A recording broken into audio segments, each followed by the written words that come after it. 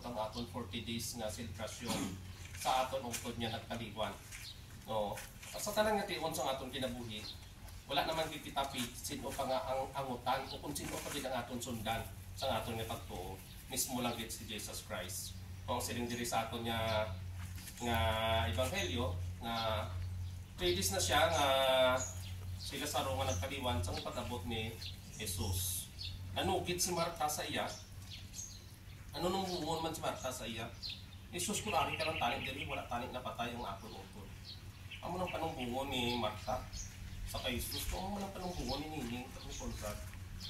Nga kung kaisa masin nga nga, wala adi ka Jesus. Kaya kung akra ka lang tani, Jesus, wala na patay sinunod. Ang pagbuot sa Diyos, nga kung siling natin nga ang pagkaliwan sa isa katao, kabubuton gid man sa Diyos.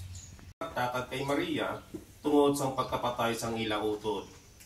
Sa pagkapatay ni Marta nga nakapadulong sa Jesus, nagwa siya kag nagsugata sa iya, pero si Maria nagpabilin sa balay. Nagsiling si Marta kay Jesus, Ginoo, kunyari ka lang dili wala kun tani mapatay ang apon utod.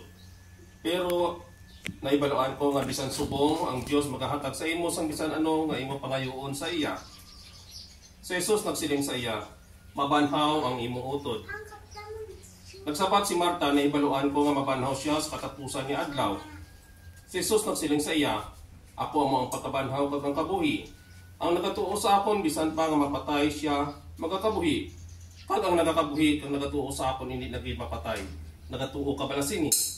Nagsabat siya, oo Ginoo, nagatuo gid ako, ay ikaw amo ang Kristo, ang anak sa Dios nga nagakari sa kalibutan.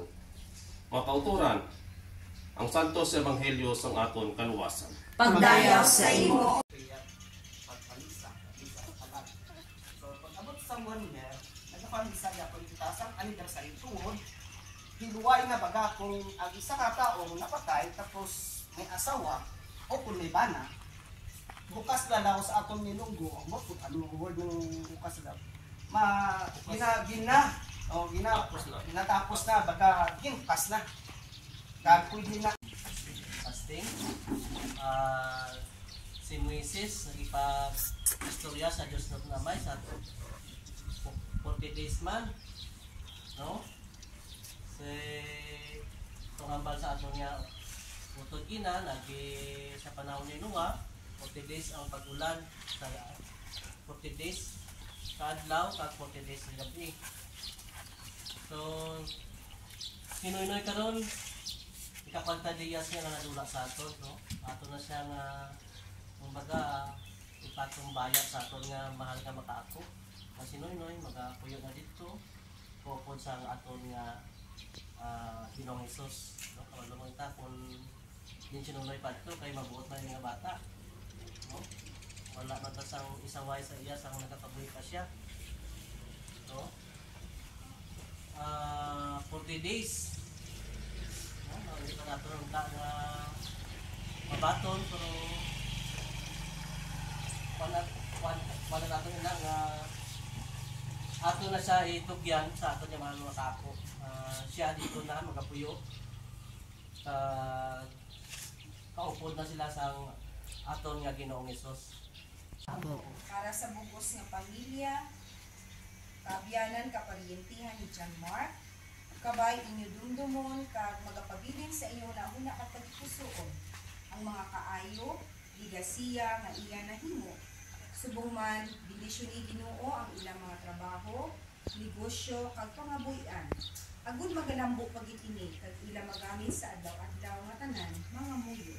Ginoo pamagayang atong tagang para sa mga utod naton nga nagkalamatay na, labi na gid si John Mark kag Nestorio, kabay imo sila batunon diha sa imong ginharian, kag nabaton na nila ang himaya sa pagkabanhaw mga muyo kita. Ginoo pamagayang para sa ating tanan, kabay hatagan mo kami si maayong Kabay nga ang imong grasya, amugid ang manguna sa tagsa-tagsa sa amon, agon kami man makaabot sa adlaw nga sa ining lawas ng amon mga utod, mga bago nga pinabuhi nga wala sing katapusan.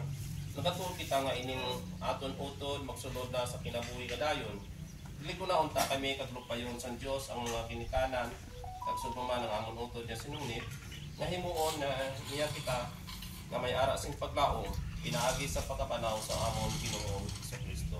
Magkanta kita sa kanta.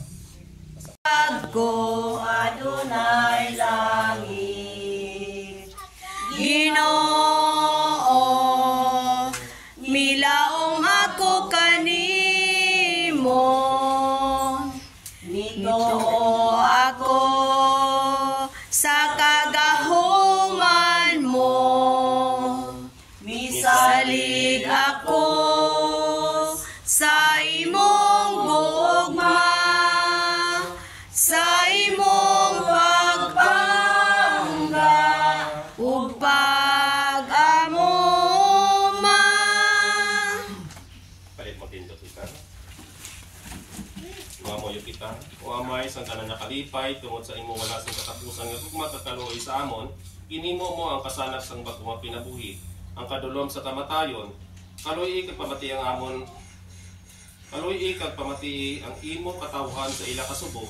Ikaw lang ang amon dalangpan kag ang amon kusog. Agod niya mag-ibusa kami halin sa kadulom sang amon nga kasubo. Padulong sa pagidayet kag sang kasanag sang imo gugma. Ang imo anak nga si Jesucristo nga amon Ginoo nagbuntog sa kamatayon pinagi siyang pagkamatay kag pagpasaguli sang kinabuhi pinagi sa iyang pagkabanhaw. Kabay paunta nga magmadasigon kami sa amon mga pagpanglakaton diri sa duta. Akon nga pagkatapos ang amon kinabuhi diri sa kalibutan, may usa kami upod sa amon mga kauturan diri sa lugar nga diin pahiran mo na ang tanan namon nga mga luha. Ini amon dili pa pinangapangamuyo, abi Kristo nga amon Ginoo. Amen. Kapahuwayan nga dayon ihatag sa iya Ginoo kag ang imo kasanag sa ngalan sa Amay, sa Anak, sa Espiritu Santo. Amen. Salamat sa Dios. Salamat sa Diyos. Walang sino man ang nabubuhay para sa sarili lamang. Walang sino man ang namamatay para sa sarili lamang. Tayong lahat ay may pananagutan sa isa't isa. Tayong lahat ay tinipo ng Diyos na kapiling niya. Sa ating pagmamahal at paglilingkod sa kanino man, tayo'y nagdadala ng balita ng kaligtasan. Tayong lahat ay may pananagutan sa isa't isa. Tayong lahat ay tinipo ng Diyos na kapiling niya. Miod to sa tanan. Salamat.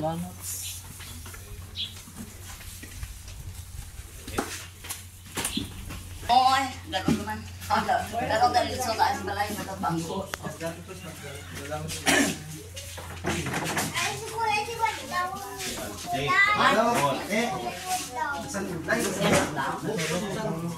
Wala mo kung ka mag-move on. Pag-dindiak mo lang ako mga bata. Ano lang nato, may inspirasyon, sinuin.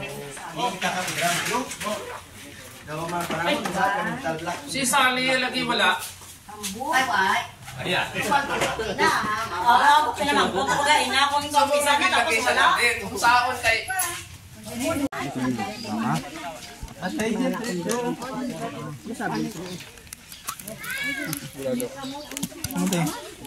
Fights, Bira.